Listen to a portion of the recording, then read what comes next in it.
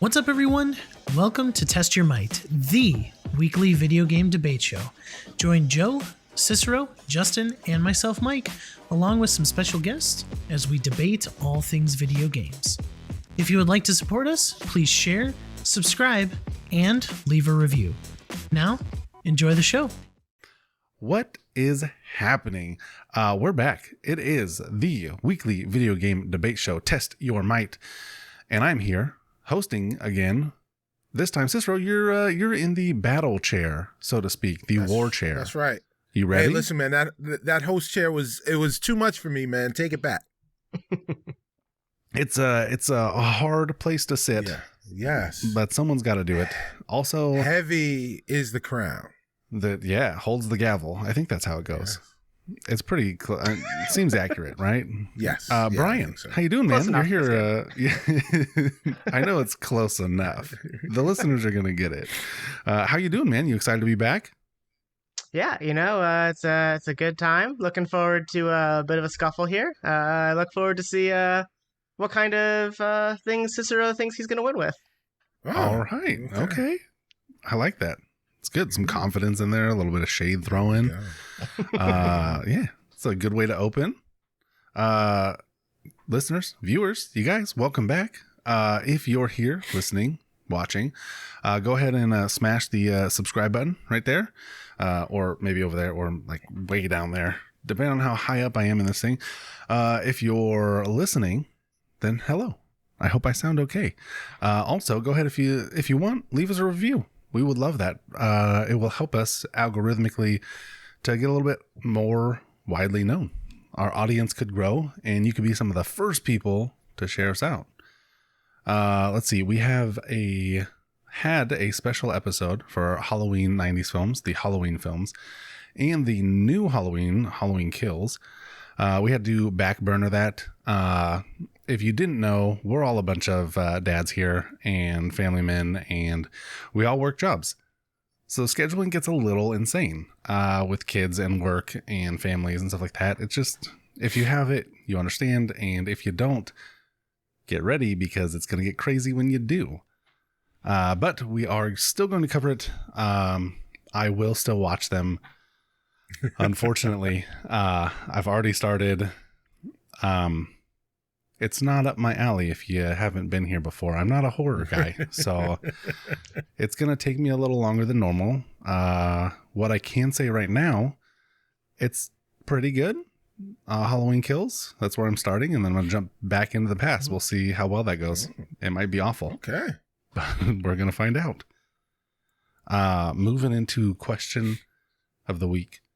We have favorite game by a specific developer or publisher. This week is EA. It's a big one. So, Cicero, what is your favorite game by EA? Oh, man. See, well, I don't want to take the game that I'm assuming someone here will take.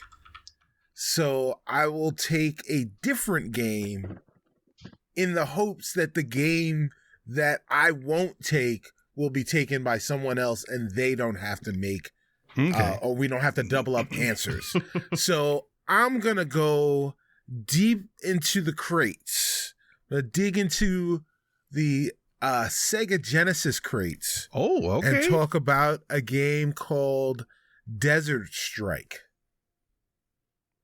It's a helicopter, like 3/4 isometric helicopter combat strategy game. It's weird. They made a bunch of those strike games back in the day, and they haven't made anything close to them since. They oversaturated the market. They kind of jumped the shark, and they haven't come back, but they were awesome. Okay. Nice. And what was that one called? Desert Strike? Desert Strike. Yeah, Desert Strike. Interesting. I might have to Google that one later. I have not heard of it, but it sounds fun. Brian, EA games, which one's your favorite? Yeah, I'm also going to be doing a deep dive into obscure games here. Okay. Because that is who I am fundamentally. Fair enough. So That's why we like EA it. owns Funcom, and Funcom made the weirdest MMO ever called The Secret World. which was this like weird modern horror fantasy feeling kind of thing, where you play as like the Illuminati and the Templars going to war with each other, trying to like solve mysteries. It had like an ARG attached to it. Like there were puzzles in the MMO where you had to like take out your browser and Google search like Fibonacci sequences and like actually figure out a bunch of like weird complicated math. And like you had to friggin' learn like Morse code. It was just like the thing did not do as well as I hoped it would, but it is weird and beautiful and ridiculous, and will always be a favorite of mine. Okay. Yeah, I've not heard of that one. Surprise, surprise. I just Googled it and it looks very interesting. The fact that you have to do extra work whilst playing a game is fun and exciting for me. You can still play it. I'm looking right now. So maybe I'll have to give it a shot. Yeah, it's complicated. There's like two versions of it, and you can only really get one of them unless you were already on the old one. Oh, it's a whole thing. But they also haven't done any new dev work on it in, I think, 4 years. So it's been a minute. It's not that long, though, to be fair. What was it called? The Secret War? The Secret World. Yeah. By Funcom. Owned by EA, so it counts. Let's see. For me, so here's a duo, and this is fun because I think I'll cover the one that Cicero was hinting at. My favorite current game was inspired by this franchise. So my current favorite game is Apex Legends. And if you don't know Apex Legends, where have you been hiding? Which rock is it? And can I join you there so I can experience reliving, finding it again? Because that'd be amazing. But it's inspired by Titanfall and Titanfall 2, which are two unbelievably good games. Titanfall 2 is amazing. It directly led to Apex Legends, the BR game, and it is insane. I'm still not done with it because that's how I play games, and I will probably not be done with it for another 5 years. But I'm enjoying it, and it's super fun, and it's fun to see what inspired the game that I play daily. It's a beautiful game. The story's amazing. It's got scary spots, which is where I'm at right now, and I haven't picked it up since because, horror vibes in video games just don't work well for me. I don't like feeling anxiety like that unless someone's shooting bullets at me and I can return fire, which I can in Titanfall. But those things are like, I don't know. It's too much. I don't like spooky games. Okay, that's it. That's where I'm at. Not a spooky game fan. But yeah, Titanfall 2, Titanfall, which is sitting over there if you're watching. They're hanging out next to my TV, which is the last place that I played them, even though I play games right here now. But yeah, Titanfall 2, and Apex Legends, all EA properties. I am a little shocked no one brought up any Star Wars, but such is the world and how it goes. We can't have everything, right? Oh yeah, I was leaving space for Mass Effects, but the Mass Effect games. Dang. Yeah. Yep. So, but that's okay. It happens. Mass Effect was on my backup list if someone happened to say Secret World. Right. There you go. Just in case. So you had no intention of saying Mass Effect, is what that's what it sounded like. Right? Okay. That's what I'm hearing. That's awesome. All right. How about instead of what we used to play, what we've been playing? I kind of started out, I play Apex every day. Every day I get, most days. But Brian, what have you been playing lately? Yeah, still playing Destiny 2. That's my live service treadmill that I spend way too much time on for way too little, but still there, still running. They've had some updates for you. Yeah, no, they've had some really good story beats. It's just the time I put into it and like how much I've gotten out of it sometimes doesn't match. It is Destiny after all. Yeah. I've been playing Sable a bit, which has been really good. Very different feel. Cruise around a desert. It's a fundamentally like non-hostile environment, which is really interesting in a video game. Oh yeah, different. And then the other thing I've been playing has been just going back a bit to a bit of unpacking now that that's out, which I've been having some fun with. Another indie game. You just unpack boxes. Right. Tells an emotional story. It will not scare you. It will definitely tug your heartstrings. So okay, I can do great that. Sound design in that game. great sound design in that game. Yeah. It's ridiculously good for no reason. The graphics in Sable look good. Like fun and different and unique. I like that. Yeah. It is purposely set to 30 frames per second as like an Movie aesthetic feel. choice. Yeah. Okay. And also the soundtrack is Japanese breakfast. So if you're into like hipstery music, very good soundtrack. Nice. Right over my head that goes. Cicero, what have you been playing? Let's see. I have been playing a little bit of Insurgency. I go through these spates where I focus on a game. So I've been playing a little bit of that, but I've been doing a lot of sports ball gaming. Okay. So Madden connected franchise with my buddy. We're making our way through the season. I've been playing NHL 22, the CHEL, the hockey league with my friends. So we all get together and we play on a team and Bad News Barrett through. Oh, that's cool. Yeah. And we just keep playing other Bad News Bears teams and go through the league. It's a blast. That sounds fun. Yeah, it's so much fun, right? Because you're basically playing pickup hockey. So and this is that's with awesome. other real world pickup teams. Like yes. So me and my friends, so we did one 5v4 game, right? So we were 5. So we had a team of 5 and then the AI goalie versus 4 humans and then an AI player and their AI goalie. But you can do up to 6v6 and you can have a human goalie. Dang. Okay. I don't know anybody who would want to play goalie Just sit in the a hockey game. Well, it's just so hard. Is it? Like, Oh, yes, that makes sense. Oh, it's impossibly hard to be a goalie because you're just guessing. Yeah. So I'm totally going to be able to read the puck and where it's going. Yeah, absolutely. So I was playing those games, some baseball, also playing a game that I can't talk about. Always a good thing. But there's a rainbow connection. So that's all I'll say about that. And yeah, I'll maybe later I'll be able to find out if I can say what I'm actually playing, but I can't say what I think of it.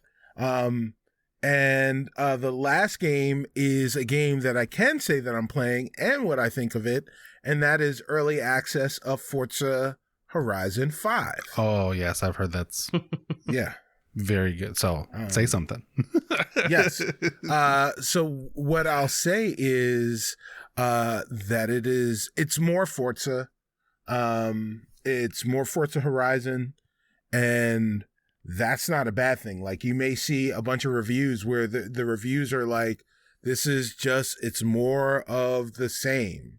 Yeah. And the gift is that it's more of the same. The curse is that the same has been so good. The Forza franchise has been so good for so long that even even maintaining the status quo seems kind of ho-hum, but the status quo is still one of your favorite games of the year. Yeah. So I've already I just started playing today. I've already put in like 2.5 hours.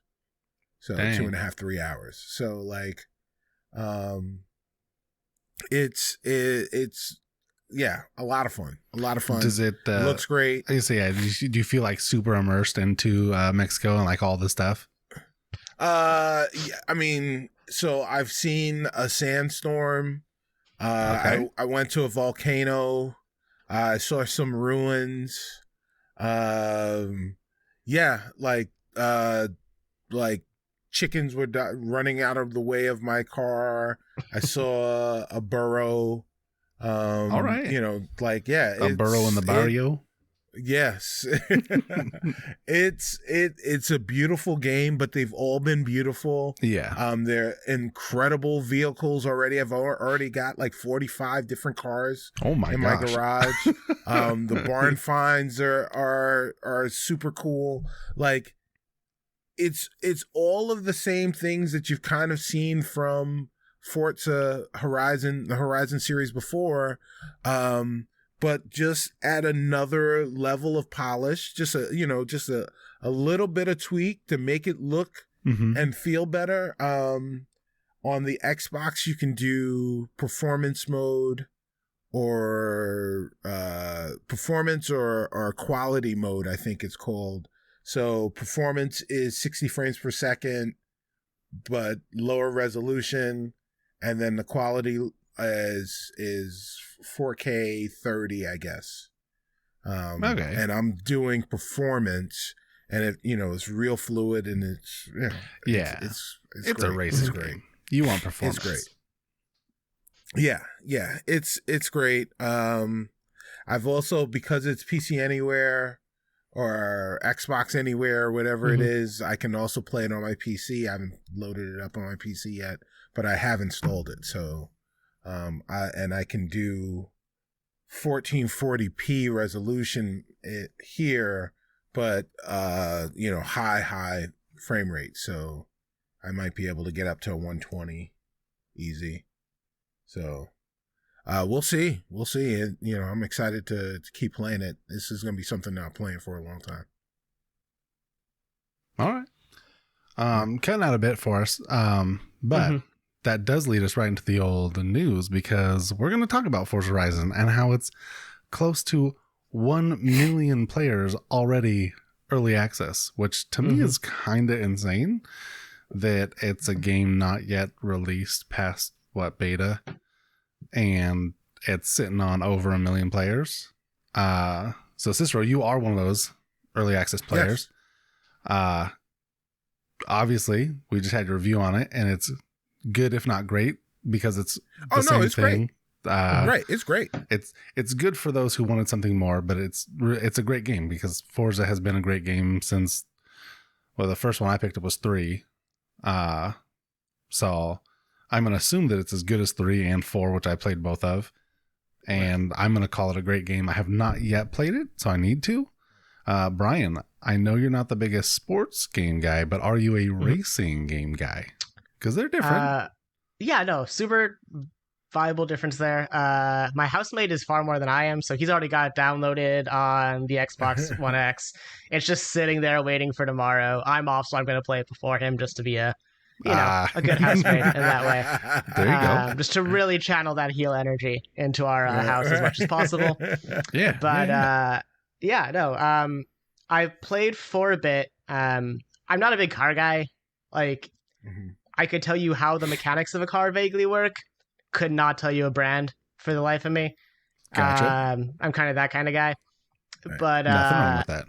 Yeah, I've enjoyed playing them the fast. They're always like absolutely gorgeous. If you want to see like the upper benchmark of what a system can generate graphics wise, Forza is always the series for that, because they don't have to have the super complicated coding behind the scenes, and so a lot of that can just go into making it absolutely lush and gorgeous.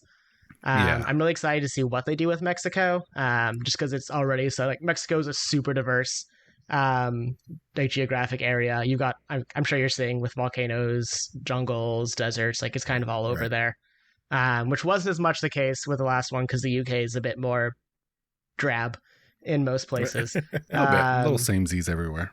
Yeah, and so I'm excited to see that team be able to like do more than like, here is another old castle in a very rainy place. Here's a not so steep hill. Yeah, I'm excited for that. I'm interested to hear the discourse that's going to come out about like some of them having more like gotcha mechanics with getting cars and stuff like that. They seem to be steering more into that even than they did before, and so from what I've been hearing, so I'm a little curious just where that discourse is going to go, considering gotchas have been such a hot topic with things like Genshin already. Yeah. Well, Cicero, you said you had 45 cars already? Yeah. Yeah. So one of the ways you can get early access is by buying the premium edition of the game. Okay. So Yeah, and that's $100. And that's a value, that's a value proposition that you're going to have to make yourself. Right. Mhm. Personally, I love the series. So it's something that can make sense to me, but that's something that everybody has to make a decision they have to make on their own. As far as the cars, I can understand the gotcha component of it, but like, yeah, they've got cars to spare. Yeah. Like, Yeah. when the original, I think it was like Gran Turismo 3 or something like that. They had managed to collect so many cars into their modeling system, and they had so many available that they were just, you win a race, you get a car, like, oh, you stub your toe, you get a car. And that's kind of where Forza is now. Yeah.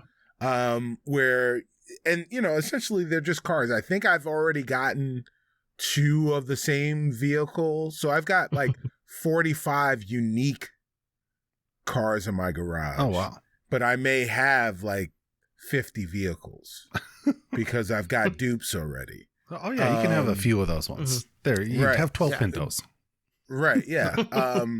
But it's on a rarity system, and they're very, very generous, at least early on, with opportunities for you to gain more vehicles, more toys in your toy box to play in their sandbox. I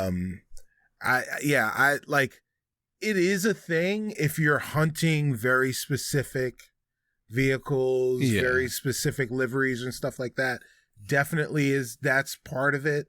And that's going to be part of the meta, but that's further down the line. And I really think it's for a much smaller percentage of the population at large that are, that's going to be playing and engaging with this game.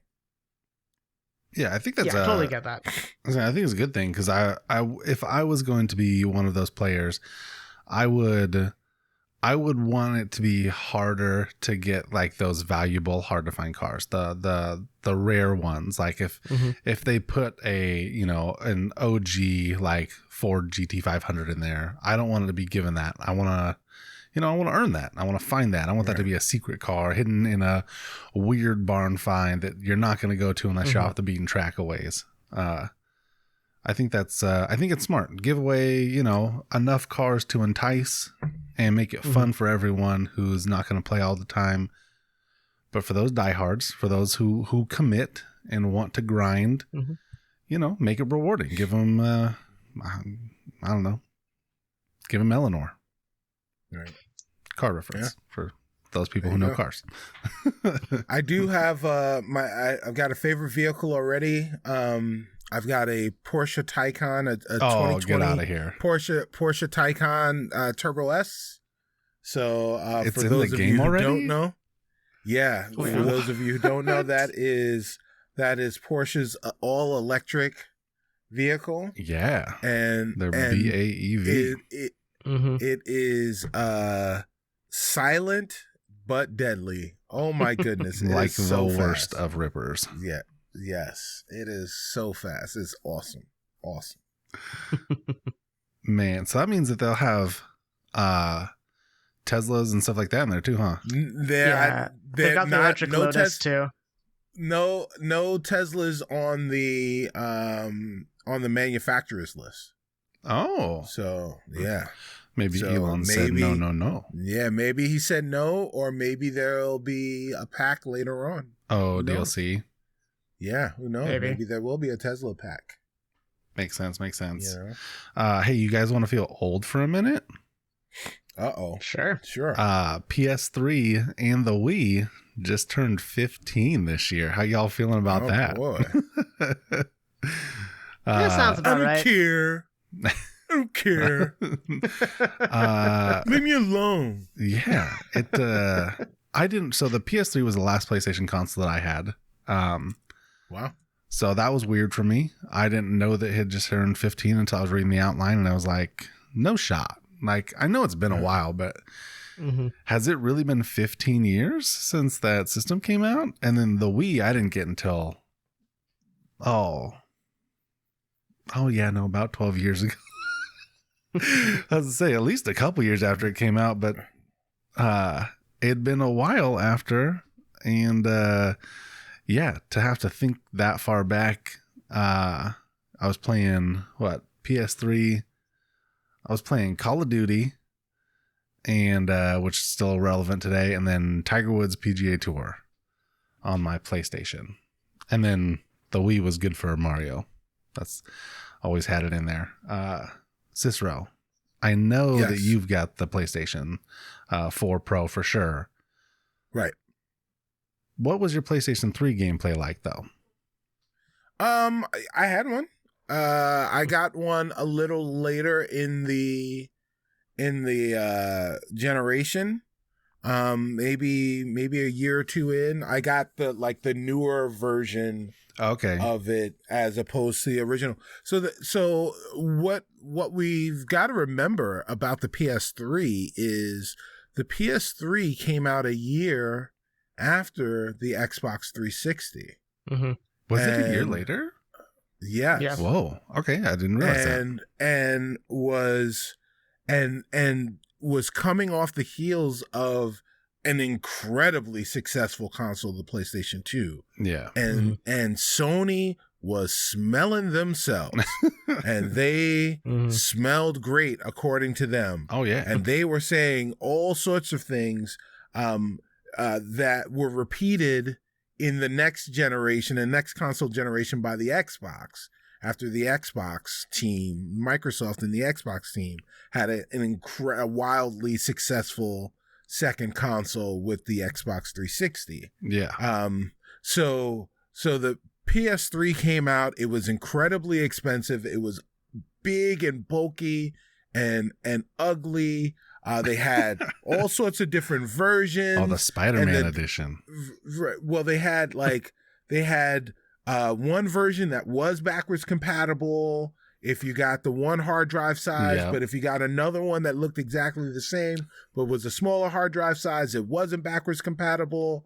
And then, there were all these different things. You could sideload Linux in one version, but you couldn't sideload it in this other version. But, there was all of these different things that you had going on with it, on top of the fact that they were like, hey, you get a second job. It's a PlayStation. You want it. And it just sell a kidney. It's the other way. Right. Mm-hmm. It was rough going for the PlayStation early on, but they found their way and part of it was led by their software. Which it was, they have great software. Yeah. It was or we had some I want to say really, but does anyone know now? What's that? If they still have great software. Does anyone have a PS5? Sure. Well, they've got PS4 versions of those games. Yeah, that's true. But they're still awesome. And then the Wii was a system that was in such high demand that people accused Nintendo of hoarding them to create I remember that. Create hysteria. They just everybody wanted them. It was too hot a system. Yeah, they were a great gadget. The Wii. It was a great gadget. That did something unique that people need to have in their home. Yeah, that was such a cool feature to be so immersed in a video game before there was VR, before we had the PlayStation Move, because I had the PlayStation Move and the PlayStation Eye, and you could do some things. It was nothing compared to the Wii, the Wiimote, and the sensors. And that was the same, right about the same time. I think the PS3 was the PlayStation Move and the PlayStation Eye, and then the Wii was the better version. But Brian, what are your memories with these two consoles? Yeah, so I will admit, never had a PS3. I was a huge PS2 fan. Still have my PS2 right here. I'm not going to show you all that part of my room because it's a mess, but there is my PS2 still over there. We're going to take your word for it. But yeah, so like, I was a huge PS2 fan. The reality was when I was looking at PS3 versus 360 was cheaper. Like, Yeah. Considerably. I was a kid. Like that money wasn't nothing to me, right? Like I'm not making big money when I'm in high school or middle school or anything like that. So I ended up getting 360. Had that. I ended up having I've kind of just been Xbox since in the house. But like at the end of the day, like I still have a lot of love for like old PlayStation stuff. Like I still think PS2 was the best just because you had like such a weird style back then of games that like you just don't see. They kind of do more of a prestige style now, which like is great for a lot of people, but just isn't really my thing as much. It feels kind of Netflixy with a lot of their like in-house studios, right? It has that kind of slickness that is sometimes nice, but also gets kind of old after a while. Yeah. Like you played one Uncharted, you kind of played them all in a way for me. As much as I think Drake's like an interesting character. And A then bunch of yeah, people just gasped audibly. Yeah, that's fine. Listen, I am fine being a heel. I'm cool with that. Fair enough. And then with the Wii, I think Wii was very smart in how they did motion controls. Yes. Like PlayStation, like all these other ones are going like we're gonna go maximal, and again we're just gonna go with like the most over the top thing. And because that they hit a lot of boundaries that it took later VR stuff to get past. And those areas were more noticeable where they were hitting those walls and boundaries. The Wii kind of realized the gimmickiness and owned it in a way that you never saw from PlayStation or from Xbox. And so because they kind of owned that gimmickiness and kind of played into it, I think they opened up a way for themselves to kind of dominate that market, but then also even now with the Switch, right? Like there's a Nintendo style that is iconically them, and they've managed to get every other company not to mess with them in it. Like no one tries to do what Nintendo does, right? They've kind of even now still set a pretty safe niche, which is impressive. They own that corner. Yeah, because if you think like the old console wars, that wasn't the case, right? Like back when it was GameCube, like there was a lot more tight fighting between those. Yeah, they all want to do what everyone else was doing. Mm-hmm. I think that's super fair to say that with the Wii, they definitely cornered that market on the handheld immersive, like you move the controller, it controls the thing. Mm-hmm. Like I said, though, PlayStation had their Move and Eye system, but Nintendo had all the stuff. You could get the bat, the golf club, the steering wheel, all of it. And they, like you said, they owned it. They were like, you know what? We're going to do it full bore, just full tilt. PlayStation had a gun you could stick the thing into. And that was the only thing that I ever saw from them. And I was like, oh, I want that, obviously, because I had the controllers and the eye. And I was like, if I got those, then I probably need this gun that I could slide the controllers into. I definitely didn't need those things, but I wanted it real bad. But with the Wii, you could buy third party, order them off eBay, back when eBay was super huge. And I was spending like $10 a day on there because you could just buy the cheapest things on eBay. And in 3 weeks, it would show up at your door. Not 2 days like Amazon, but 3 weeks wasn't bad. So yeah, with Wii, I had the steering wheels and the bat and the golf club and a tennis racket. I'm trying to think about other things. I feel like I had a fishing pole, maybe. Yeah, all sorts of weird, dumb stuff that I was like, oh, $5? Sure, yeah, why not? Obviously, it's worth $5. I'll stick my remote in that thing and have fun. But you don't see Xbox and PlayStation doing that right now. So I think Nintendo definitely bought and retained that market share. 15 years though, that's crazy. That is half my life. That is half of my life. Yeah. Go. That's wild. Now we made that's a third of my life. Shut up. Yep. Yeah, whatever. We're grounded. Yeah. Okay. We're just gonna let that take us right in. We're gonna keep that going. And to test your mind. Flowing. Yep. Keep that energy going right into the battle. So it is time. Listeners, viewers, ready or not, here it comes. This is Test Your Might. I believe this is the first time you guys have taken each other on. Brian, I think you took on Justin last time you were here. Yeah, it was a good time. I'm looking forward to hopefully this will be a bit closer. All right, we've got we've got 3 questions that you guys had the opportunity to preview, and then we have the blind quick attack question, which naturally, being a blind question, you don't know, but I do. It's right here on my phone. I've got it pulled up, and you can't see it just yet.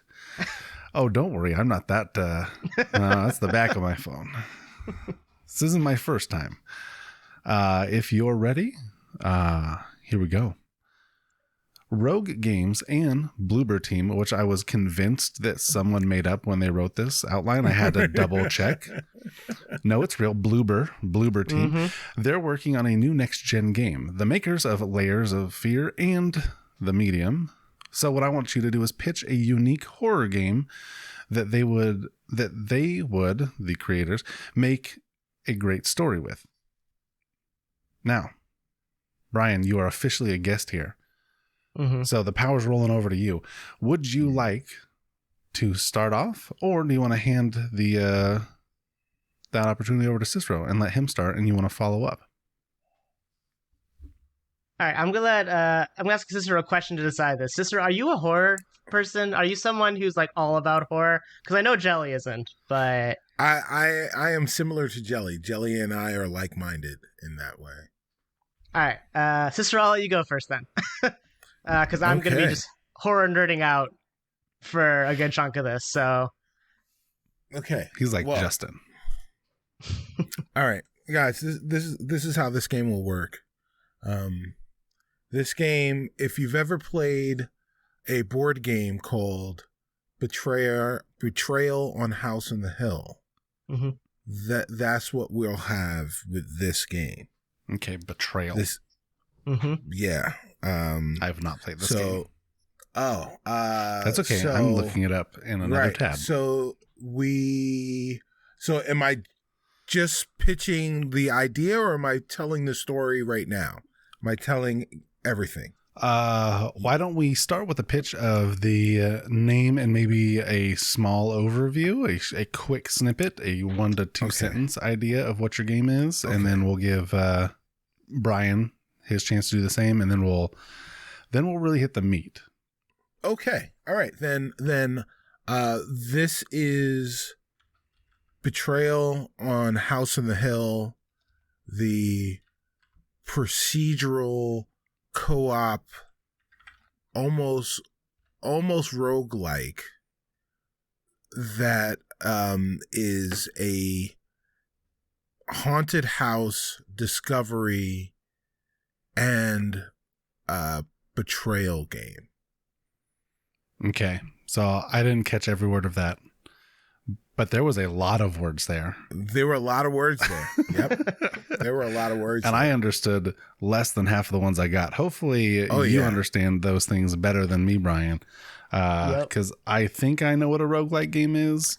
Yeah, I'm pretty sure that's where when you die, you die. Mm-hmm. And that's where my knowledge goes. I'm looking up a lot of terms. Yeah, all good. Let's you tracked better than me. Good. What is your game? And go ahead and pitch it. I'm glad that you guys understand games better than me. So that's why I'm a judge here and not someone debating. Yeah, so I'm going a slightly different trajectory, especially because this is Bloober, and their specialization is very much these like very precise, crafted kind of settings. So if you played like Layers of Fear, or they had one on a boat that I'm blanking on the name of, they're never great at like unique characters. They're very good at places.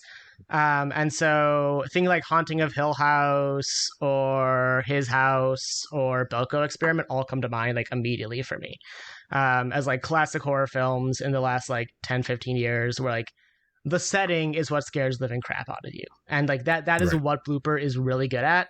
And so what came to mind was combining that with some of the kind of feel of like Silent Hill and PT, right? Because there's something fundamentally terrifying and haunting and creepy about the East Coast, especially like those small towns across the East Coast where it's just fog 24/7, right? And so something that's kind of pulling that PT vibe, especially because there is this talk of a Silent Hill reboot coming out lately. I think that would be a good chance for Blooper to kind of sneak in on some of that, to be honest, and really rock at where they do their best horror vibes. All right. The idea that people enjoy this is beyond me, but please go ahead and battle it out. Cicero, back to you. I'm just looking at the images from the, and I'm out. Like right at the beginning, towels in throne, and thanks, Justin, for making horror stuff for me to judge. I Thank you, appreciate Justin. Yep. All right, Cicero, ball's in your corner. All right, so Betrayal on House of the Hill. For those that don't understand it, and Brian, thank you very much for helping me by explaining the things that Blooper is really good at. Environments, very like staticky, places that are evocative of of certain types of imagery. So the way this game works is you are in a haunted house. You don't know, you're in the lobby of this house. You don't really know why it's haunted or how it's haunted, but you're in this place and you're trying to discover different rooms. Every time you open a door, you're in a new room. You don't know what the room is until you go in and you discover it.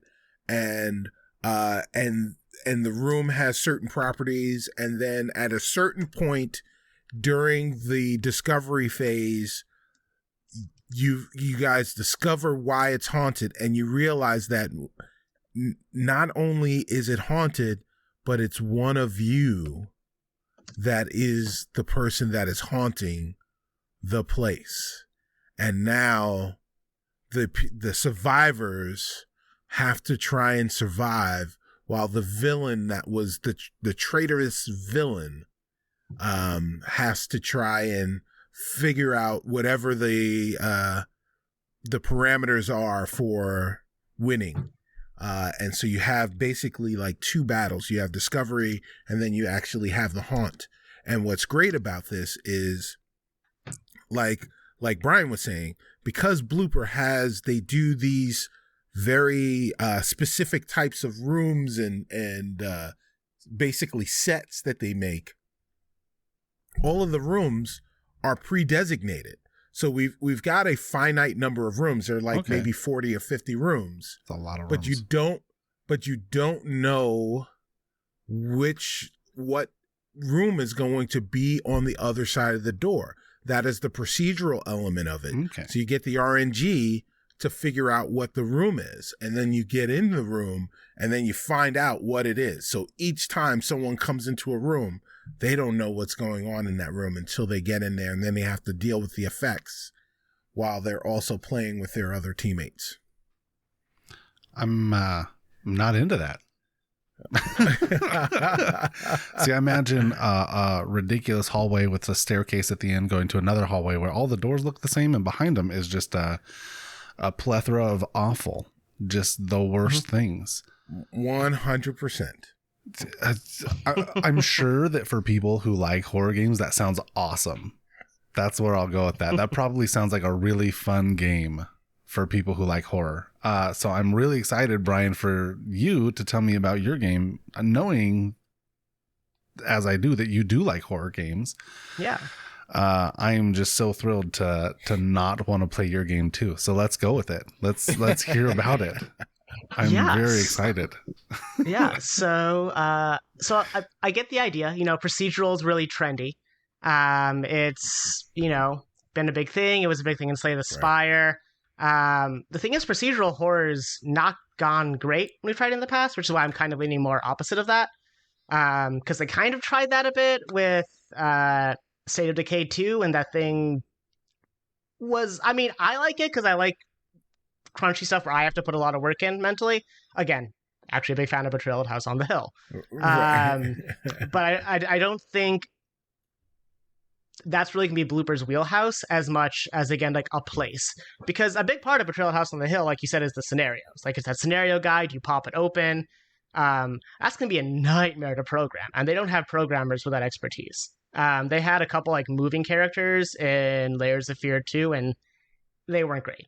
It's a small indie team, and like I love that for them, but like there's such a thing as biting off more than you can chew. And so I would lean more towards like, listen, you make really creepy rooms, you make creepy puzzle boxes, make a creepy room in a creepy puzzle box. And since you now have more money behind you, possibly just go with some like either a bigger IP so you can pull more people in, right? Because Blooper's great at what they do, but they don't sell heavily, right? Right. Like they're real good. I wish they sold better. So if you give them again a bigger IP or like a style like Silent Hill that there's already an accepted fan base that is rabid for one and hasn't had one for years, I think they'll make more money because they're a company. I think they'll still be able to do a lot of their kind of directorial vision they tend to have in their work. And I think they can avoid biting off more than they can chew, which I think is a real risk for a studio like that small to medium size. Because one real bad flop there is going to mean your studio's going down. You've told me a lot about why, but you didn't tell me anything about your game. Yeah. So again, this is have you played Silent? Never mind, you don't play horror. Okay. Right. So That's a good question, though. here's the thing. So I'm doing all these iconic things, like to a horror person, they get what I'm saying. But I'll try and kind of pretend not a horror listener here. So this is not for you, Justin. I know you know all this stuff. So Silent Hill I'm is 12. Yeah. So Silent Hill is a series about people going to a fundamentally cursed and damned town. In which there is a misty, foggy version of hell always crouching out from underneath. It is a game in which, if you've seen Pyramid Head ever, that is a famous character from Silent Hill. It is a character in which the demons are always your own personal demons, in which there is always messy, complicated themes about things ranging from personhood to family, to sexuality, all of those sorts of things. It is the kind of thing where you'll walk through a door in a mall and you'll go to the bathroom and then you walk out of the bathroom door and suddenly the walls are made out of meat and bleeding. And there are two-headed split-jawed dogs slavering, chasing at you. And again, I don't think the slavering dogs is much their thing, but the idea of like you walk into a room you were already in and now the walls are bleeding is something they exceedingly are, I think, the best in the industry at. And so taking that kind of feel and just blowing it up seems more up their wheelhouse to me. Gotcha. All right, Cicero, back to you real quick while I process the awfulness that this is. So yeah, one thing I'll say is Brian was saying that it'll be a nightmare for the scenarios, and I think that work has already been done. All they basically have to do is just take what they've already learned from the game. For those people that are uninitiated, like there's a sequence that happens that will initiate the haunt, effectively the second half of every game of Betrayal. And each of those has a scenario, and that scenario, whatever is going to happen is based on the room that the player was in when they started the haunt, plus the number of whatever widgets are out there. So that information is there and available for them for the devs. So they just have to integrate it in and just throw some more stuff in there, and they can spend their time working on more scenarios and more rooms and all these other DLC things that will allow them to continue to make money during the course of the life of this game. And by creating more scenarios, you therefore create more stories that become buzzword alert organic, because these stories happen as the people are playing. So the narrative is almost created by your human players that are playing the game with you. Sounds cool. I mean, not for me, but it sounds cool. Brian, how's that sound to you? Would you play that game? I mean, I would probably play it, but I also play a lot of horror games in general. I mean, half of me would just want to play it to see how on earth they tried to switch to like doing the desynchronous multiplayer element there. Right. Just because like it's turn-based, and I'm curious, would they stick with turn-based, or would they like try and make it like simultaneous? Because that would be interesting to see how they would try and pull that. Right. All right. I am the worst judge, and I think Justin knew that going into this, and I think he just wanted me to put me in an uncomfortable position. Here's where I'm at. Open and honest, right? That's the best way to judge things. I'm not playing these games. I looked up the images of the things that you guys were talking about. I don't recommend it, listeners, unless you want to see graphic things. Pyramid Head, there was some images on there not suitable for children. It's not PG. Maybe don't let your kids look up that. My son would love it. I'll put it that way. He likes horror things. The idea of being stuck in either of these places, a town in which hell is creeping in, or a house in which I'm being haunted by a friend, or what I thought was a friend, but is actually just apparently some sort of demon that wants to keep me there forever. Not fun. I don't like it. However, I still have to judge. I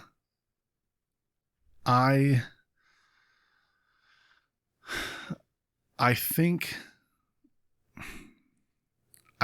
Cicero, your game probably takes it only because I can best understand what that's like, and that one scares me more than the town one. But not by much. But the idea, I'm claustrophobic, so I think that's what gives you the edge, is the idea of being trapped inside a house, and then not only inside that house, but also inside rooms in that house. All right. I don't like it. It makes me uncomfortable. So that one's going to get the edge. Right. You pitched it well. Brian did take you down a few pegs. Brian, I don't like that you like horror things. You're very good at describing them, and then I looked up things that I didn't want to see. So that might have worked. That might have worked against you. To be completely fair. That's fair. How you play those games is beyond me. More power to you. Yeah. You guys, listeners and viewers, if you play those games, awesome for you. You would not catch me dead playing that. Dude, just that Pyramid Head, there's images of him that like not good. Yeah, just to give you a taste of how terrible that boss is at one point, there's a point in Silent Hill 2 where you fight him as a boss and you cannot kill him. You just have to run away from him in a room for about 2.5 minutes straight with tank controls. That doesn't sound fun at all. How is that fun? Is that fun for you? Or is it just the challenge is fun? It's fun because it is terrifying. It is terrifying as a person playing video games to be completely impotent in a setting, right? That's exactly what horror at its best does, is make you feel powerless. So yeah, yuck.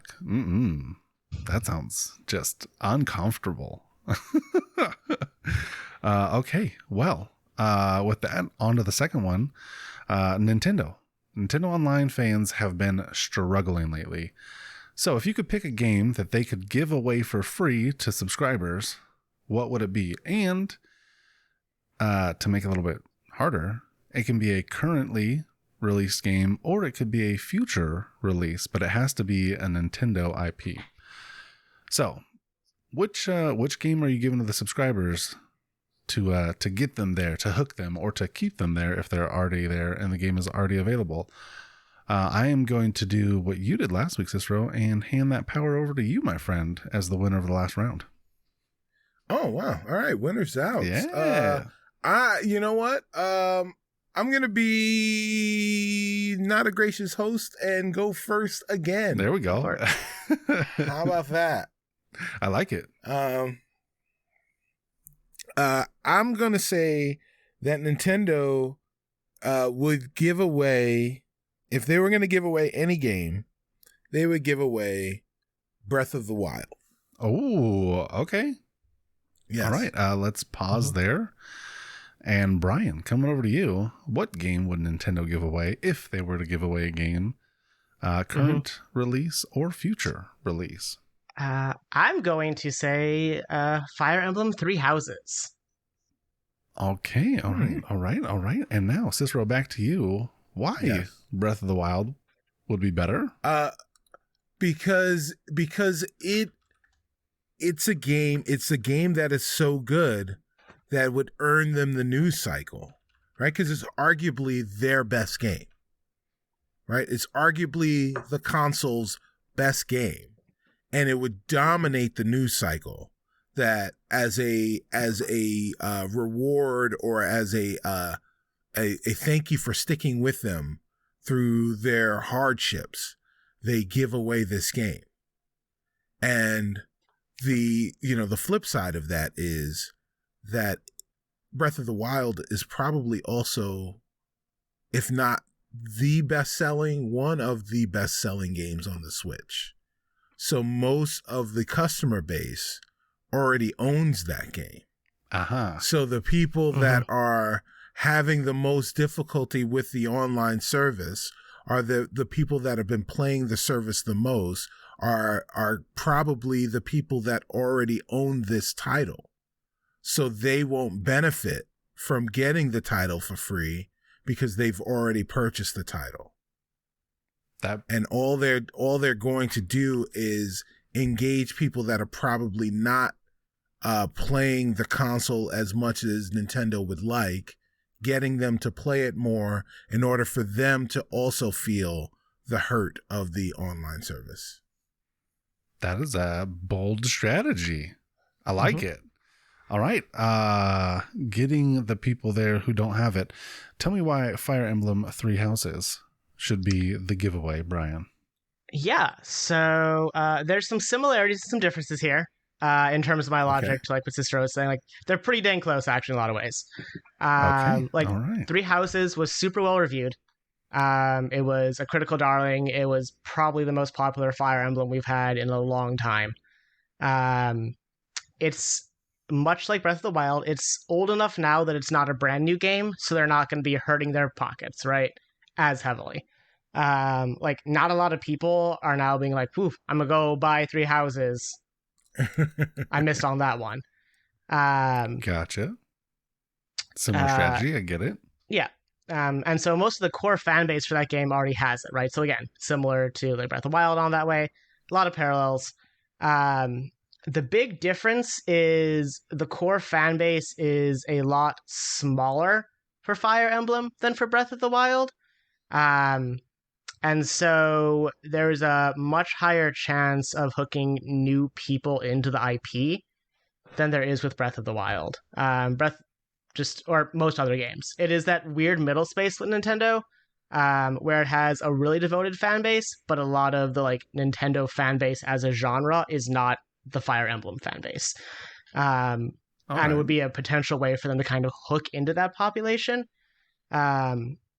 which again would be smart for Nintendo. So realistically, let's be honest, Nintendo's not giving any of these things away. It's Nintendo. They do whatever Nintendo spirit feels like. Let's just be real honest about that here. They work. They would never. Yeah. Can you play all the Metroid games even now? No. I think they really care about their player base, actually. Super a lot. Yeah. They do, just not in the way we'd expect. They do, yeah, so yes. It's that good middle spot, which is why I kind of aimed for it, where it reviewed super well. It has a pretty devoted fan base. But there is enough of the core Nintendo fan base that isn't a Fire Emblem fan base that there's a possibility to hook in for whatever their next game is, which is key to how their IP process works. Okay. It's a good choice.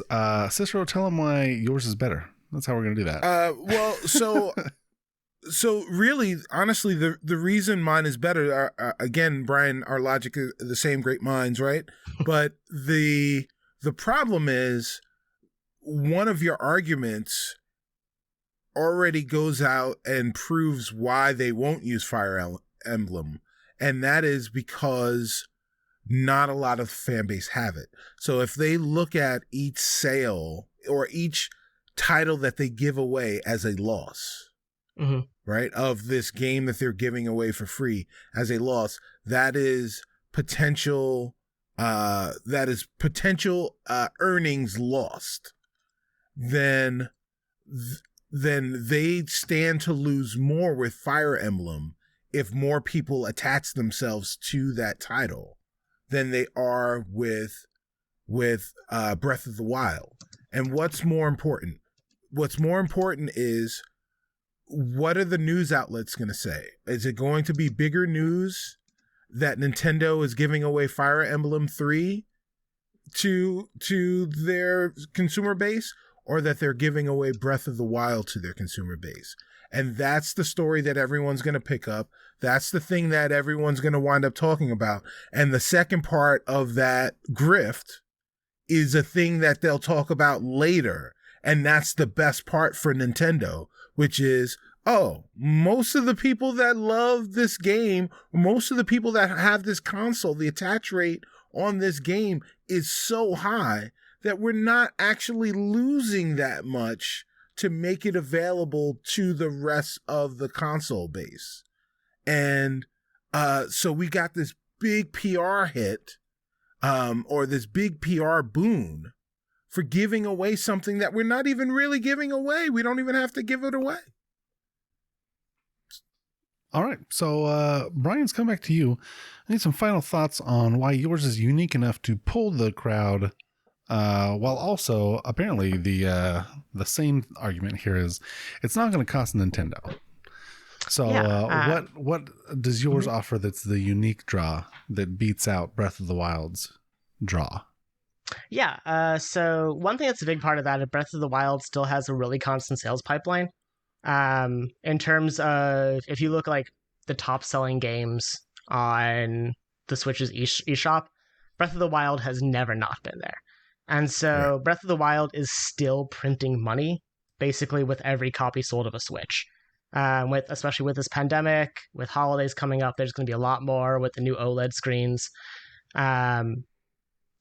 The timing seems risky to give up a lot of sales for Nintendo, which is why I would lean more towards, again, three houses, which again just doesn't have that constant sales pipeline, right? They're not making money off of three houses in the same way that Breath of the Wild is still printing money for them.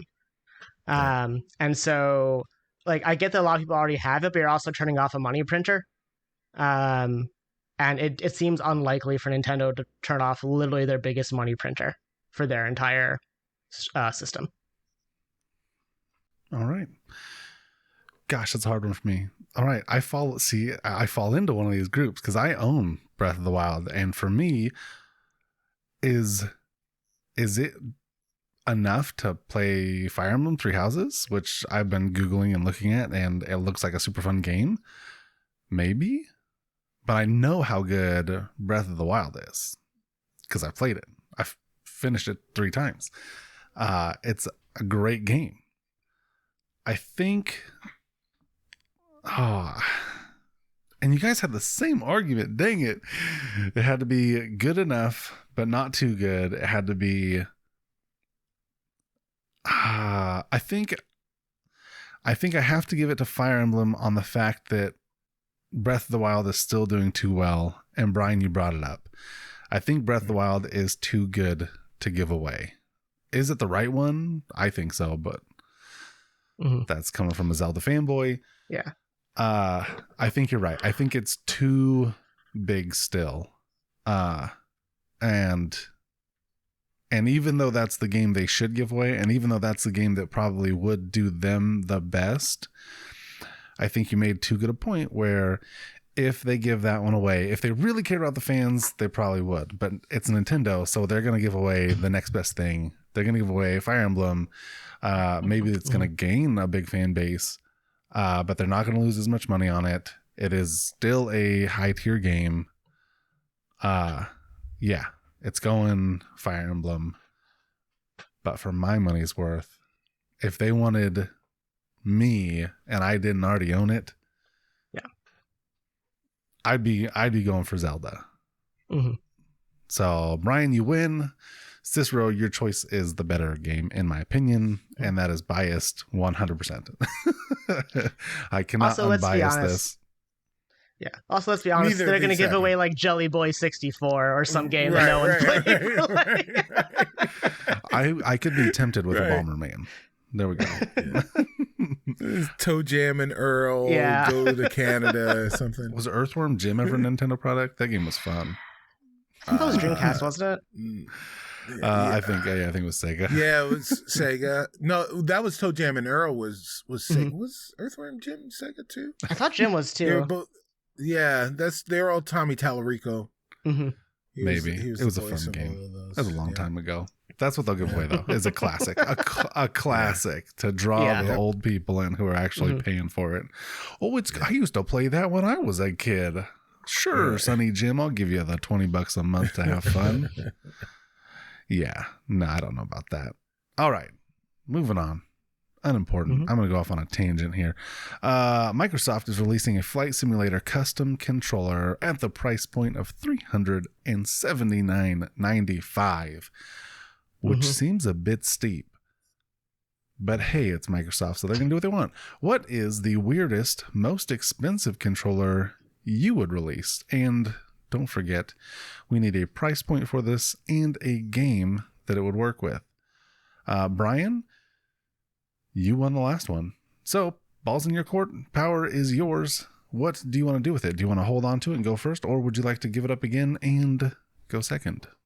You know what? I'll let Cicero go first. Okay. Oh wow! Oh. Holy crap! All right, Cicero, what is your controller? What game is it for, and how much am I about to pay? So my controller is a contraption. A contraption. Okay.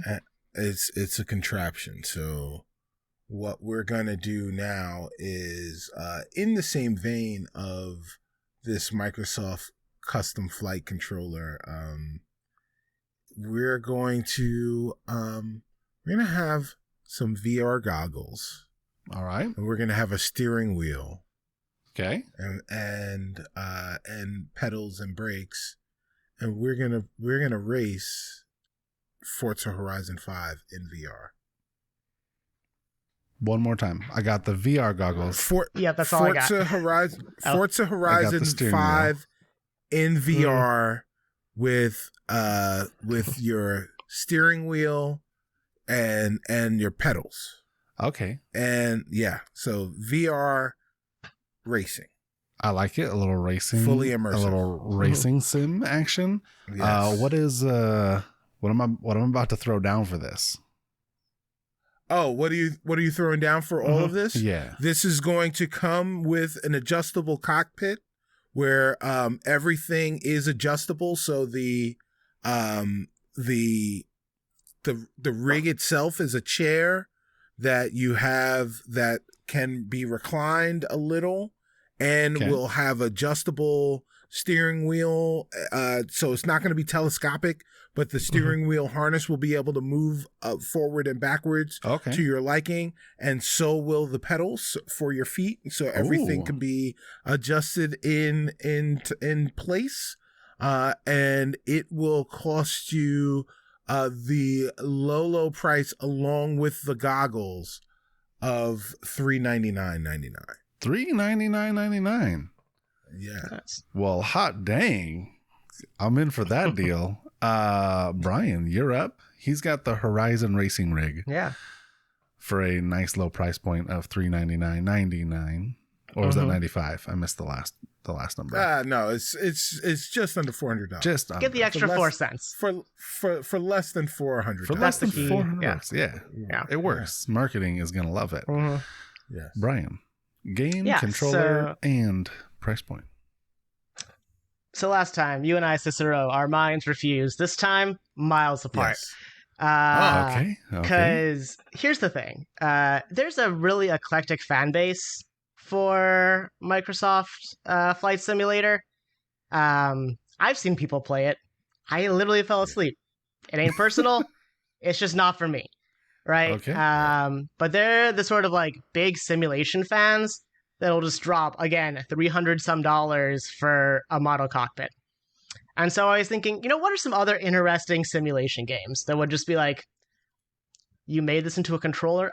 I guess it makes sense, but also why? And so for a second, I was like, you got like truck driving simulator, you got a mowing simulator, but you know what else we Get my have? John Deere out here. Yeah, there's a surgery simulator, and so the peripheral I'm recommending is a autopsy dummy for surgery simulator. Comes with some scalpels, got some sensors in it. And you get two markets with this. You get the fans of your surgery simulator, but also those kind of weird people that just want a fake corpse for some reason. So you get I'm you sure get there's the people a that you lot. put on a list. exactly. Which I did some research for this, so I may now be on one of those lists. Because I was just like, what does a cadaver cost? Historically, the rate's been about $2,600. There's apparently a shortage right now, so it can go anywhere from $5,000 to $10,000 for a cadaver. Some seems supply demand oddly issues going on cheap for a cadaver. Is that just me? Does that seem a little too cheap for like a body? I've literally put no energy into thinking about what the price of a I cadaver could assumed be. it would just be really high, but Well, they've got to, universities have to be able to afford them. Exactly, that's the thing. That funding isn't yeah. there. Right. Ironically, Okay. despite it being STEM. So my thought is, just do 10% of that. Do about 260. Because you're not using a real cadaver. But for the people that want that, like a fake cadaver for like a horror show, things like that, could be super cross compatible. Obviously, surgery simulator is the main game.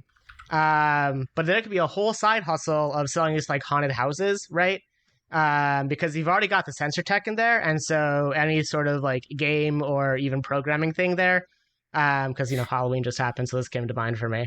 naturally, and you do like horror, so Yeah, it so you makes can pull sense. that whole other side hustle there, and this again, and since it's primarily a PC game, you're gonna get the PC gamer population, which often is a bit higher income bracket than say a console game, right? And so they'll be more willing to drop money on a cadaver peripheral that they will use to play this game and then shove in a closet and forget about, like every other peripheral we've ever bought in about 2 months. The idea of shoving a body in your closet when you're not playing with it is not it's something else. All right, Cicero, more from you, my friend. Yeah, I'm at a loss. He was talking about cadavers. So I mean, this game, like many great peripherals, this peripheral would be available for a game like Forza Horizon, but you can use it with other games like the F1 series. Like if you're gonna spend this type of money, if you're gonna spend $400 on a nice racing seat and an adjustable steering wheel and a VR set that covers your eyes and immerses you in this, you're not just going to play this one game. You're going to play F1, you're going to play Dirt, you're going to play all of those other games, and it's compatible with those games, and it may create new series. There is a new NASCAR game that's supposed to be coming, but maybe they'll throw some more energy into it when you've got a group of people that are playing with this level of immersion. It's to die for, and at that price point, unbelievable. Think of the training applications you can even have. Yeah, they could be in driver's ed. Not risking my life. Schools all across America. All right. Final thoughts, Brian, and then I should have enough by now to make a decision. Or by then. So like it sounds like a really cool idea, right? Like the Verizon heads and everything. I feel like that mostly exists though. Like I can guarantee if I were to like shoot an email over like Rob Zachney or someone from the Shift F1 crew and be like, yo, does this peripheral exist? I mean, Zachney probably has it somewhere, but also, like, I guarantee I would get a list of things that are basically already doing that. And in terms of, like, the side hustle thing of, like, being sold to schools for driver's ed, all of those sorts of things, like, those already exist. They are infinitely worse made, but they're infinitely cheaper. And public funding of schools is not always great. And so, like, realistically, the school is going to be like, this one's $3.99, this one's $1.80. They're going to take the $1.80 even though it has like N64 graphics. So I don't feel like that's realistically going to be a thing. While as again, like, there is no competitor for the surgery simulator peripheral because nobody else makes that. It's a niche market, but it's a niche market with no competition. And so anytime you can actually like dominate a market, it lowers your costs often, right? Because you're not having to compete and do R&D perpetually. So it just seems like a safer bet, and also the weirder bet, which to me is just more interesting. Interesting is a great word for this fight. I was not expecting Operation comes to life. Right. It is unique. I am intrigued and also repulsed by the idea of doing it, which is probably a good thing. I feel like that's what you were going for. Mm-hmm. It worked. I would rather have the racing sim seat, steering wheel, pedals, and VR set for the $3.99. My personal preference. I am sure that we have a listener or a viewer out there who would prefer the cadaver. To them, you're a winner. To me, I'm gonna take that incredibly good price for a VR headset. I'm assuming it's a VR set and a racing seat with pedals and steering wheel, and the VR handheld controls would just attach to that wheel. I'm gonna go with that for $3.99. My wife honestly would probably choose the cadaver because she's a nurse and she would be like, yo, I can learn and do like real life things. And you're not wrong. There's probably some great uses for that sort of technology. But man, is it weird. Like, that would be so weird to be like, oh yeah, you want to come over and we'll perform a surgery together? And then you invite your buddy over and you've got this operating table with a pretend corpse. One last question. I know I've already decided. Would your corpse be cartoonish or realistic? Because I don't know if I could handle realistic. I mean, surgery simulator's got to be pretty realistic is the thing, because it's a simulator fan thing. So, like, all right. Fair enough. It's got to be a little realistic. You probably have to have multiple models you could sign up for too, but... It's so creepy. All right. Yes. I think I broke you guys with this one. I'm a little proud of that either way. I'm going racing sim. Real life Operation was too much for me. Listener, viewer, if it was your choice, please let me know. I want to know you better. I think we should have a conversation and you can tell me more about why you think that that's the better option. You can DM me. Feel free to. I will respond. Oh, all right. It is time now for our blind quick attack. This time submitted by Justin. Justin, thank you so much. Are you guys ready? Yes, because this one's good. It's got to do with some treasure hunters. And this is I thought it was going to be a who's the better treasure hunter. I asked if that was the question. I was informed that is not the question. So, okay, who is going to win in a fight? We're taking it back. Mano a mano. Who wins between Nathan Drake and Lara Croft? Now, Cicero, you won. So the power is yours. Who do you choose as your opponent in your corner? Who wins in a fight, Nathan Drake or Lara Croft? Yep. Oh man, you know what? should we buck the trend? I think we're gonna buck the trend. Brian, you can go first. Oh, Yeah. That's fair. Also, Justin, I just got to say with this question, you should probably give in some context to how this fight is going down, but I'm going to just try and theater of the mind this for you, Justin. Oh, when we don't start worry. talking about I've got it for you. I said, great. hey, is this celebrity deathmatch style? And he goes, definitely.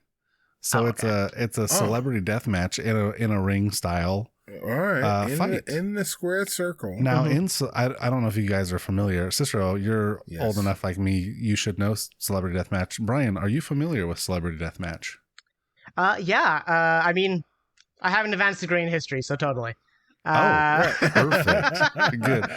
If you are a mature listener or viewer, feel free to Google or YouTube Celebrity Deathmatch. It is very entertaining. If you're young, ask your parents and don't do it. Now, we may begin. Brian. Yeah. Thank you for letting me go first. I appreciate that. Not a problem. Especially now that we know this is celebrity deathmatch style. This makes it a lot easier for me, honestly. 1 minute is what you get on the clock. Cool. Sorry, I forgot to warn you. Oh, yeah, yes. So when you start talking, I'll start timing. Nathan Drake, he fights dirty. Celebrity deathmatch is all about dirty fighting. Almost every single time he gets hit in the crotch and or like beaten down to the pulp in the ground in those movies and games, movies that are coming up, he always comes back from it.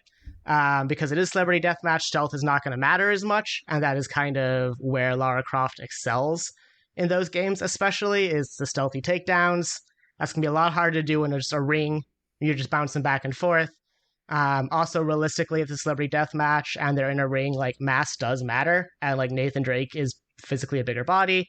There's more mass there. Anyone who's ever been in like a good old fashioned street fight can tell you that like even if you know how to fight well, if someone's got 100 pounds on you, it ain't gonna go great.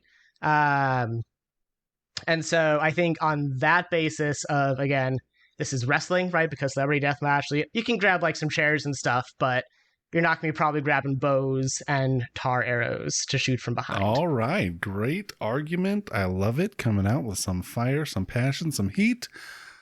That's your first minute. You will have an opportunity to not only rebut, but also give some final thoughts, 30 seconds for each. But it is time to hear more about why Lara Croft is the choice. And Cicero, when you begin talking, I will begin timing.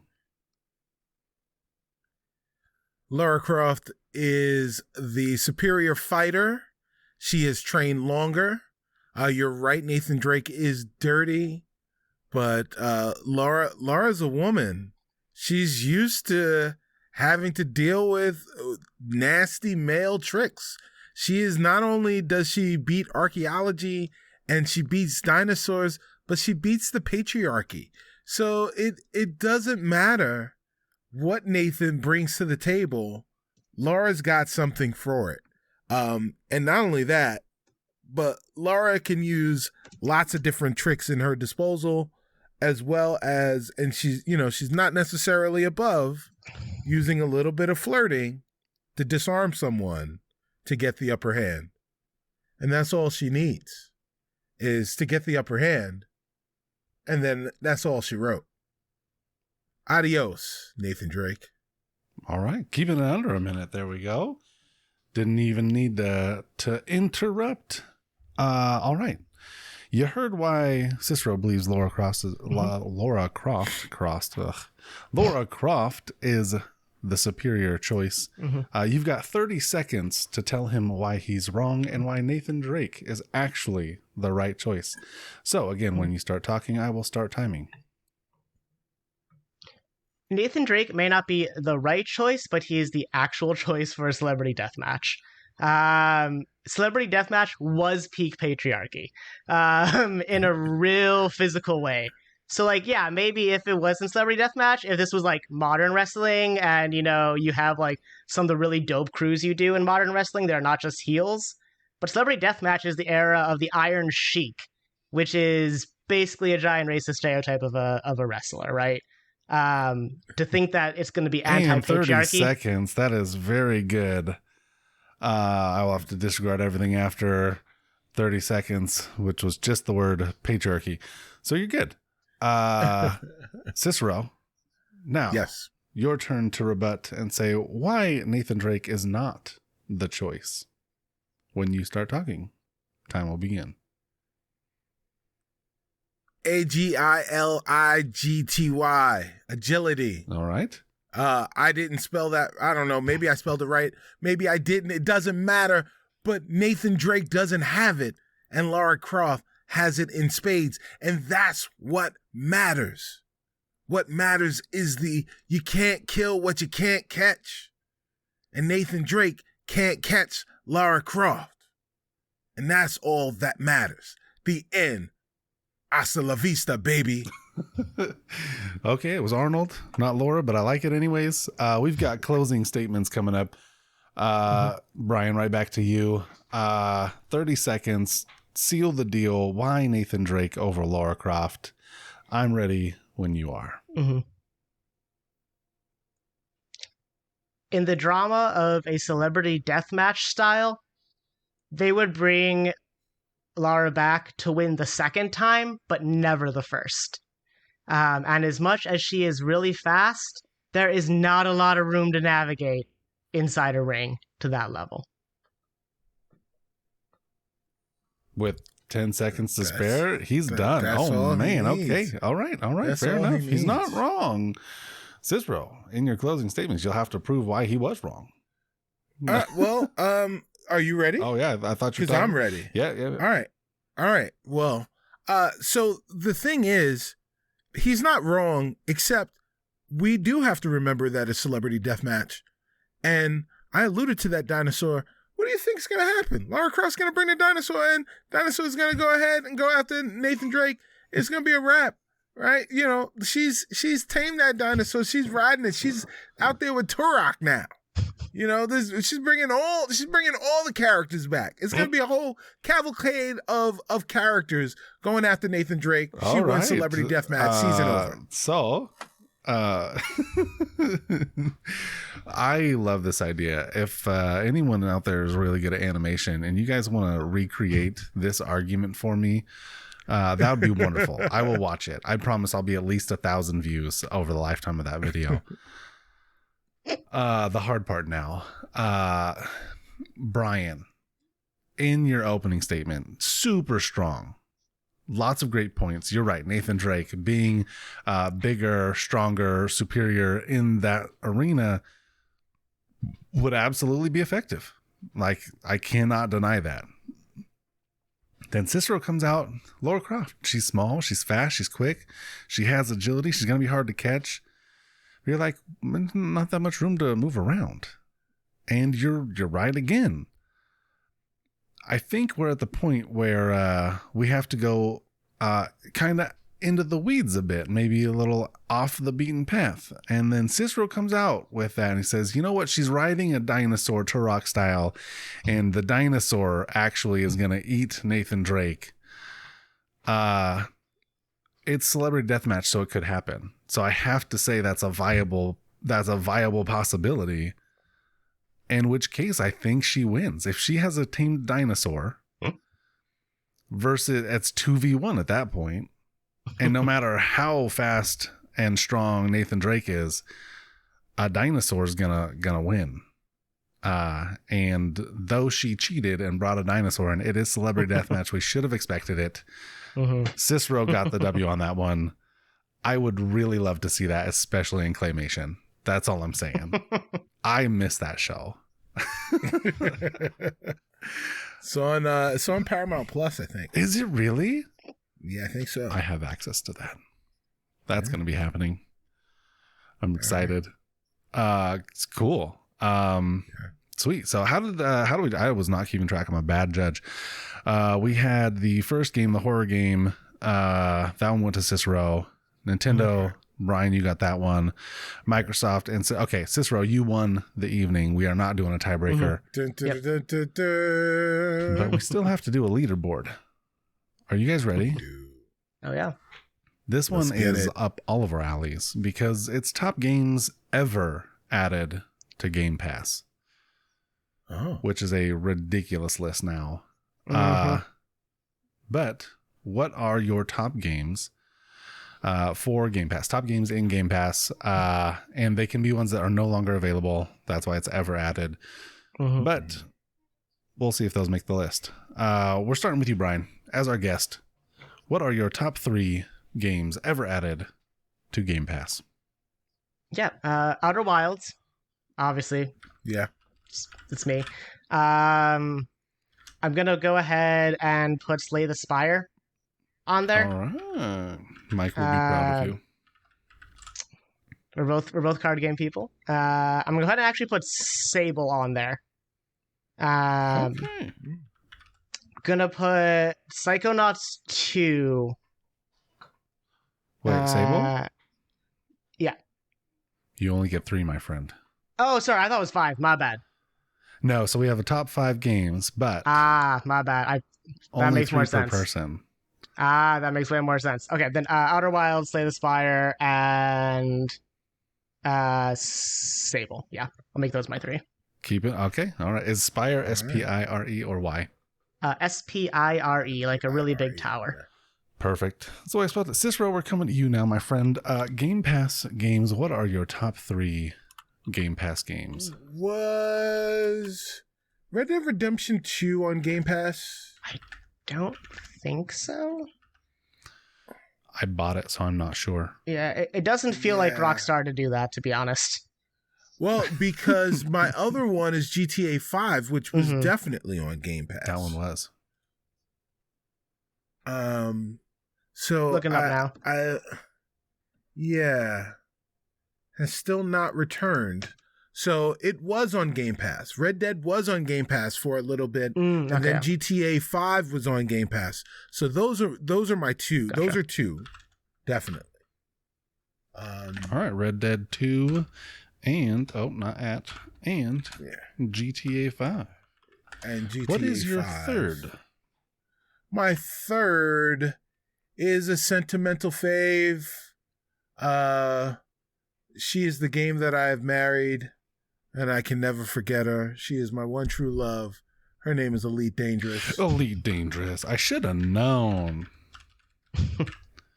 Man, the time that you spent playing that game, I really should have known. Silly me. Yeah. All right. What am I going with? Gosh, do I go with the Halo bundle? The Master Chief Collection? The MCC. That's so hard. There's so many amazing games on. You know what I'm going to do? I'm only doing it to irk people, but it's got to be the show, right? The MLB's yes. the show? Yeah, that's big. That is big. The first ever PlayStation exclusive to go to non-exclusive and Game Pass day one release. Yeah, that's big. Just being mean now. Now I got to take it a little more serious. All right. Where do we take it? Do we go Halo? Do we go Destiny 2? Destiny 2, that's a huge game. Oh, I think I got it with games that I've played, right? Or will play. Okay. So I'm going to put in Forza. Okay. And The franchise? 4 or 5 or one of the other ones? see, I was going to cheat and just put Forza Horizon, Right, let just- you figure it out. Nah. The franchise? I haven't played 5 yet.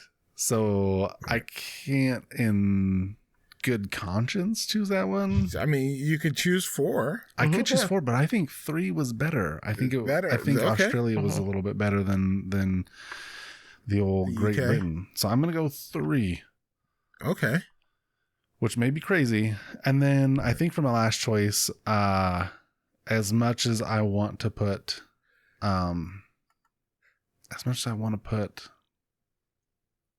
I played Destiny. I think I could go to Master Chief Collection though. I'm doing it. Okay. The Halo MCC.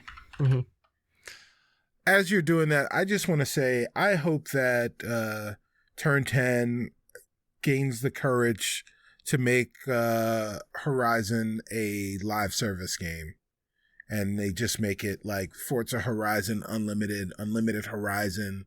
And we just get all the locales and they can just build out locales and do different things, and we just get this huge game that's a service that we can contribute to.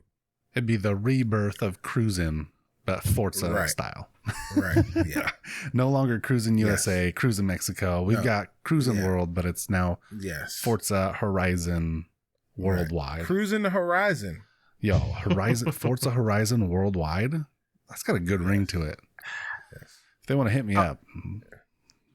My brain is now trying to think of the logistics of a worldwide festival, and that sounds like a nightmare. Oh, I was scared about the Olympics being in Chicago. Imagine the Olympics being everywhere.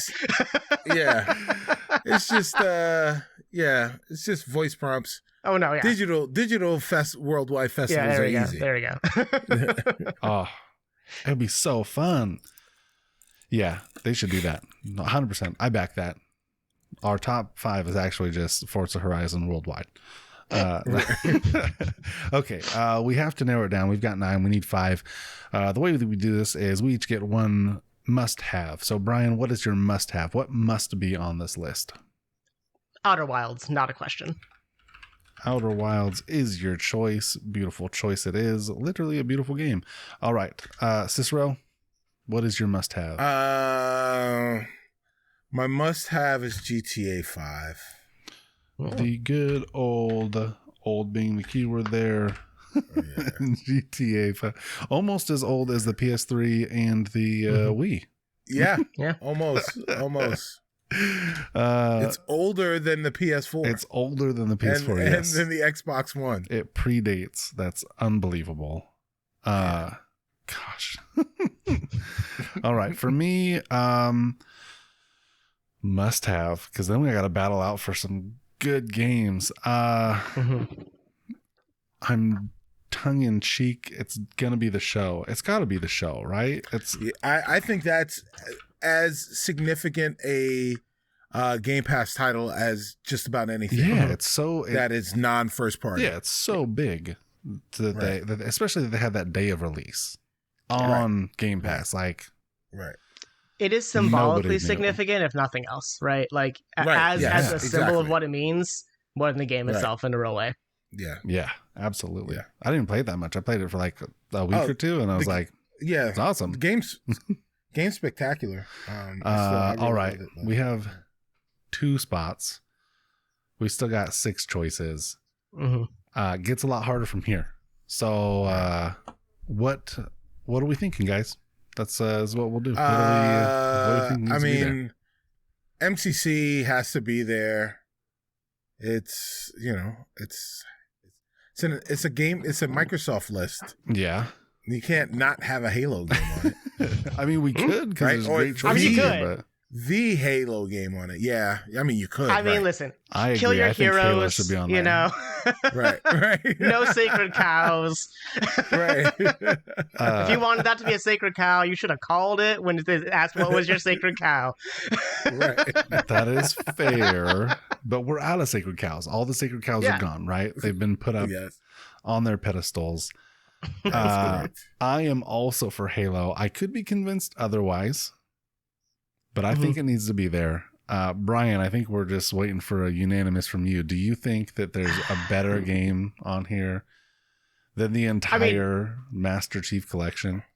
I mean, a better game, sure. But in terms of like, because again, the point is like best Game Pass game, right? And so like, there's a degree to which I'm a little like about like they're kind of game, like they're games that are on Game Pass, right? But they're also like they're historical games, right? And like if you were to say like games of the like early Xbox Live era, like not a question, Halo is up there, right? Like there's nothing that it revolutionized, and I mean, Combat Evolved was literally the subtitle, and like it literally evolved the genre. Like we're all still playing Halos in every shooter we play. Yes, Also, tactical crouching. Yes. Right. Like fundamentally, everything has changed because of that game for shooters. Yes. But I'm okay with killing sacred cows, and so I am a little intrigued just to be like it had its era, and like it's really cool that it's on Game Pass. But when I think like what a Game Pass game is often it's a game I wouldn't play if it wasn't on Game Pass, right? Like I have found so many games where it's like, would I spend $20 for this? No. But it's on Right. Game Pass, so I'll download it for like a day. Like I downloaded some ridiculous like Mighty Morphin Power Rangers fighting game. It was bad. Yeah. Yeah. But like I would never spend my normal money on that because it's Game Pass, and my brain's like, that's not money I'm spending, even though I am. That's fair enough. It's right. yeah, you bought the package deal. Right. Every game It's a that comes subscription. out. Yeah. Right. Exactly. Yeah. I could give up Halo's spot. Right. So yeah. So if Halo's not the spot, what is number 4 for you? Yeah. Actually, one of the ones I could see being there is actually Elite Dangerous. I'm behind that one because of the way that Elite Dangerous was actually really important in kind of reinvigorating the dogfighting genre, which had been dead. Like dogfighting games, like as much as I like Ace Combat, like that was kind of it. Right. And even like Elite Dangerous is part of why you're seeing like more Ace Combat games now coming out, right? Right. And so I think like both that and Slay the Spire are both examples where, like both those games have like revolutionized and introduced new genres. And so I would argue both those actually I think are like great examples of that, where like they're like Game Pass has how many deck builders now because of Slay the Spire? Like, a lot. You know what? He convinced me. Elite Dangerous, Slay the Spire, rounding it out. Yep. Okay. There you go. Also, I have not played Inscription yet, but I'm very excited to play it. So just had to throw that in there.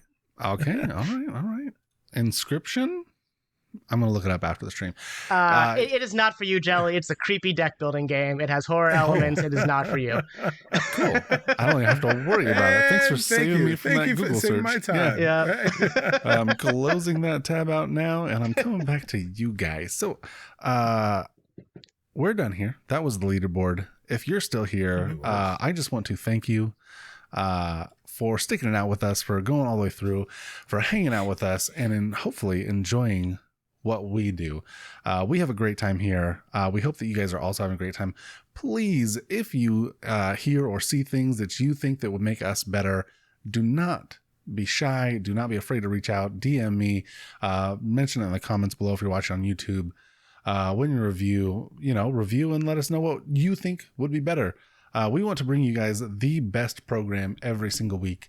And that's our goal. So if we're doing it, then thanks. Awesome. If you think that we can improve upon something, then please let us know. And we want to be that source that you go to for a good time, for entertainment, and for fun video game debates. So thank you for being here. Cicero, thank you for being here. Brian, thanks for being the guest this episode. Of course. Did you guys have fun? Because I did. Oh yeah, it was a fun time. I had a blast. Had some good laughs. Had some good tussle. It was a fun time. I will not forget this episode anytime soon. All right. The fights here were fantastic. I'm excited to make them into some shorts to share on our socials. Shorts to share on socials. Woo! It is late. Words are hard. I love you guys. Thanks for listening. Yes. Thanks for being here. Love you listeners too. I was talking to you too though. And listeners, viewers, thanks for being here. Have a good one, and we'll catch you next week. Bye everyone. Peace. Peace.